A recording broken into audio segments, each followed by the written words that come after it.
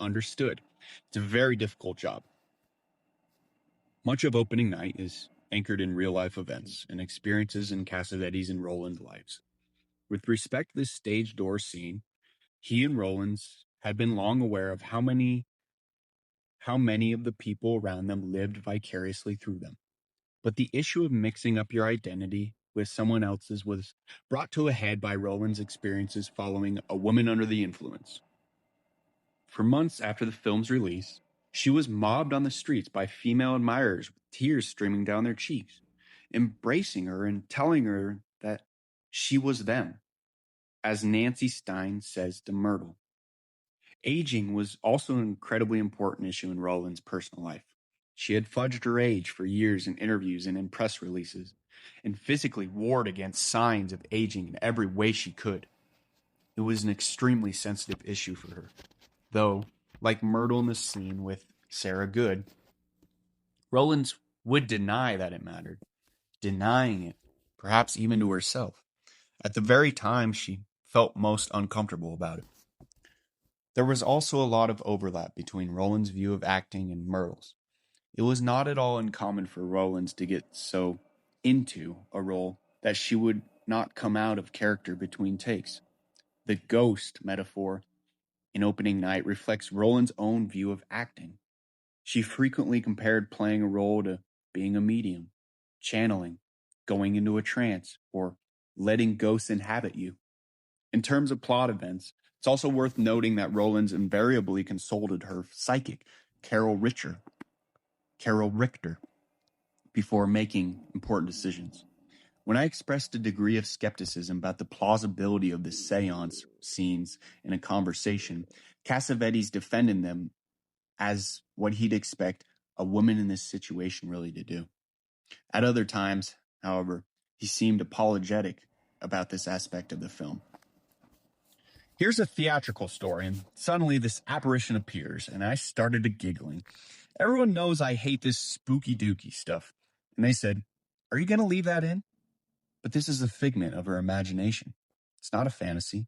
It's something that's controllable by her. It's something necessitated by her lone. It's something it's something it's something necessitated by her own loneliness and individuality, and she's childlike by the very nature of being an actress. And it isn't a man. A man wouldn't have that apparition. He'd dream of a dead body or his own demise. Cassavetes' real-life relationship with Rollins also resembled certain aspects of the relationship between Dorothy and Manny Victor. Among other things, the couple had shared many late-night conversations like the one Dorothy and Manny have early in the film. The scene in which Maurice gives Myrtle a stage slap and is accused of actually hurting her was also drawn from Cassavetes and Rollins' real-life experience in Minnie's and Moskowitz and A Woman Under the Influence, where actors and crew members were occasionally uncertain about whether stage falls were acted or actually taking place. When Cassavetes hit Rollins and Minnie and Moskowitz, for example, the crew sprang to Rollins' aid, imagining she had really been attacked by Cassavetes and Rollins, to retaliate for Cassavetes' refusal to tell her in advance that he was playing this part, pretended she had really been hurt. Cassavetes was reduced to unconvincingly pleading with the crew. "I didn't touch her. If I had, there would be a mark on her face, just as Maurice does in opening night." In Cassavetes' account, note the characteristic conflation of on and off-screen emotions. You know the scene in Minnie and Moskowitz, when I slapped Gina around. The crew thought it was real. They jumped up to restrain me. They gave me the worst looks after that scene. Gina is such a marvelous actress. She didn't get up off the floor after the take. She just lay there. When it came her turn to hit me, she said, "I can't do it." I really hated her then, as an actress. I've been criticized in this scene, where I'm telling her to hit me, but not so hard. They said I was like a director coaching an actress, but it came from sheer panic. She was really upset, and when she eventually took a swipe at me, She really connected. As a director, Cassavetes had many experiences dealing with distraught actresses similar to the scenes between Manny and Myrtle on opening night. During the filming of A Child is Waiting, Judy Garland used to call him in the middle of the night to be reassured exactly the way Myrtle calls Manny. In fact, Cassavetes said that one of his earliest lessons in how vulnerable an actress could be was provided by Garland during that shoot. One day, Cassavetes was sitting with her in the dressing room when she began to cry for no apparent reason. When he asked her what was wrong, she said she had been on the film for a week and would have thought someone would have sent her flowers by then. The screenplay of Opening Night describes Manny Victor's company as the most exciting, dedicated members of the American theater and as extremely talented professionals. But in Cassavetes' artistic universe, to be polished and professional is not necessarily a virtue. It can be the end of creativity. You have to fight sophistication. Sophistication comes to anybody that has been doing their job for a while. You have to fight knowing, because once you know something, it's hard to open and creative. It's hard to be open and creative. It's a form of passivity, something to guard against. Have I ever felt insecure as an actor?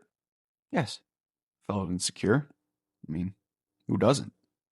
Even after many years, I don't think you feel any differently. But insecurity isn't bad. Really, it isn't bad at all. I think it's healthy in a lot of cases. There's clearly an autobiographical dimension to Cassavetes' story of the actor fighting to redeem a role. A few years before he began the film, Cassavetes described his own commitment toward improving a bad part and how he and Rollins would sometimes improvise together, exactly the way Maurice and Myrtle do at the end of opening night. My early days, I would fight with everyone and never win. Never one fight. Never. Gina said to me, "Why do you do that?" "I work for the same people you work with, and I don't fight with them at all." And I said, "Well, they just like you. You're pretty." And sometimes after we talked some more, we took a bad script and did takeoffs on it, and we found ways of doing it. And that made it fun. We made it fun. When you're forced to play a part you don't believe in, what you do is make it better. You make it better individually. In other words, you go on the thing. If you don't like your part, you argue about your part, or you find a better way than arguing. As was the case in A Woman Under the Influence, the character played by Rollins was Cassavetes' alter ego, while the character played by himself was an example of the sort of self-protectiveness that Cassavetes' own directing was devoted to breaking through. The only measure of an actor's success is what he can create on film or on the stage, and if he cops out, it shows. I've often copped out, choosing to be well liked and to compromise rather than choosing to fight. But then you are always disappointed later on. You say that you didn't like the picture or you didn't like the director, and those things have nothing to do with it.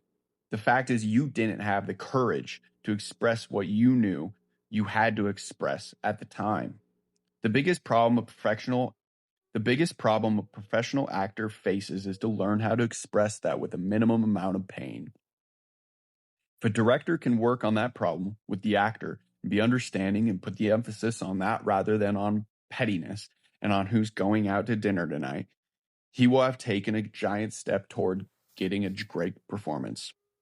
When you have a problem as an actor, people want to know why your feelings are different from theirs. And if you can explain it to them, they attack you. And this woman can't resist the attacks. Attacks that come not from her enemies, but her friends. They are more threatening because they can destroy her image of herself or what she's trying to do a lot more quickly. It's easy to say, "This idiot has no idea what he's talking about." But if it's someone you love and respect, then it hurts to hear it when you're told that you're wrong. And when Myrtle hears these attacks, she can't function the way she used to be able. She can't function the way she used to because she's not sure that she's right any longer. because her feelings are fragile. They don't come from a magazine, from a woman's lib, from her mother's advice, from her husband, or someone else. She formulates her own ideas. It's very brave on her part to try, then, to follow her idea of herself. She is special in that she's completely honest with herself, very stubborn, and very alone.